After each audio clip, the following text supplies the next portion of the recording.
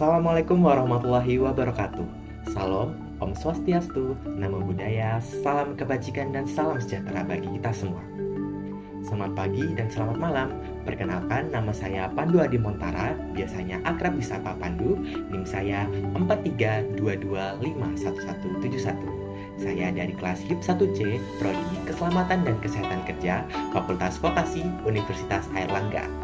Pada video kali ini, saya akan mempresentasikan tentang hasil analisis saya terhadap epidemiologi surveillance pekerja pada PTX. Presentasi ini akan membahas hasil pengolahan data, interpretasi temuan, serta rekomendasi yang dapat diberikan kepada pekerja berdasarkan hasil dari surveillance.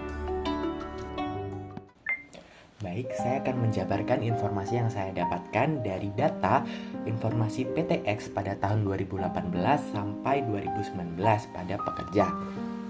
Nah, informasi pertama yang saya dapatkan yakni pada tahun 2018 terdapat sebagian besar pekerja, 56 dari 80 orang, bekerja pada area dengan kebisingan 85 desibel.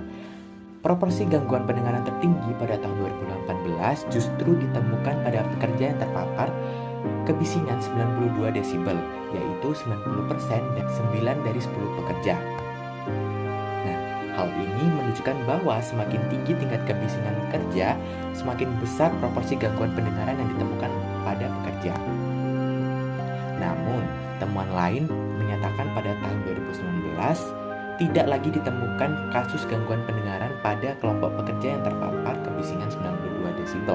Padahal pada tahun 2018 terdapat 9 kasus pada kelompok yang sama.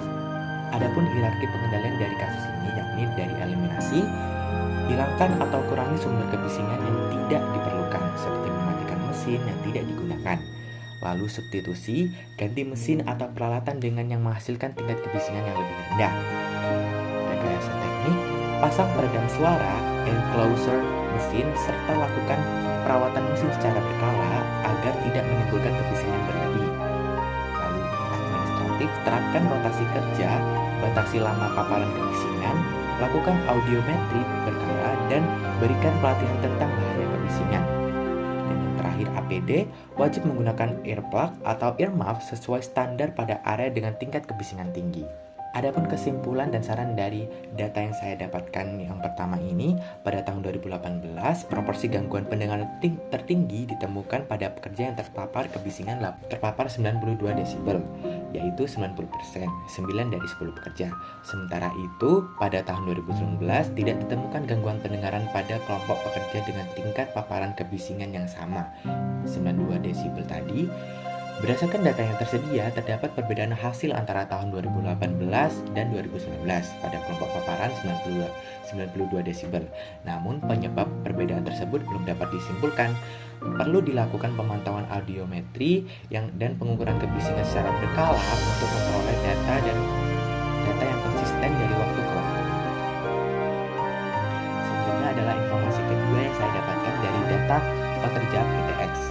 Informasi kedua ialah hipertensi lebih banyak ditemukan pada kelompok usia di atas 45 tahun.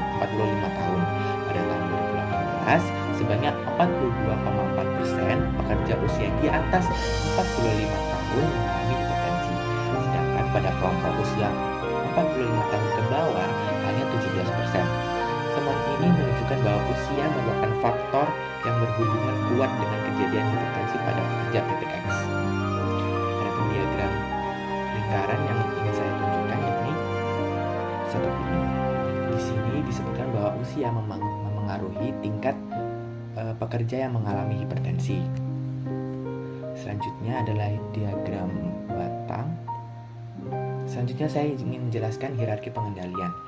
Eliminasi, kurangi faktor risiko di tempat kerja seperti beban kerja berlebihan dan sumber stres yang dapat memicu hipertensi.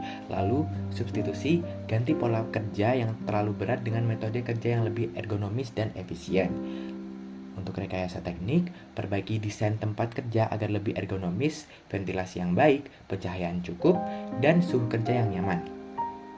Lalu administratif, lakukan pemeriksaan kesehatan berkala, program promosi kesehatan, edukasi pola makan sehat, olahraga, dan pengelolaan stres. Dan yang terakhir APD, gunakan APD yang sesuai jenis pekerjaan untuk mencegah risiko lain yang dapat memengaruhi kesehatan pekerja. Kesimpulan dan saran dari kasus kedua ini, pada tahun 2018 proporsi hipertensi pada pekerja usia di bawah 40 di atas 45 tahun adalah 42,4%, 14 dari 33 pekerja. Sedangkan pada pekerja usia di bawah 45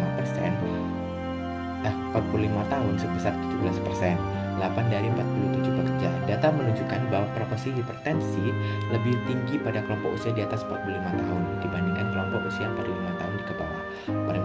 Pemeriksaan tekanan darah secara berkala perlu terus dilakukan pada seluruh pekerja, terutama pada kelompok usia di atas 45 tahun, mengingat proporsi hipertensi pada kelompok tersebut lebih tinggi berdasarkan data.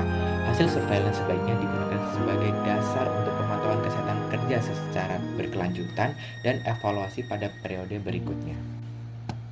Demikian presentasi yang dapat saya sampaikan mengenai epidemiologi surveillance pekerja pada PTX.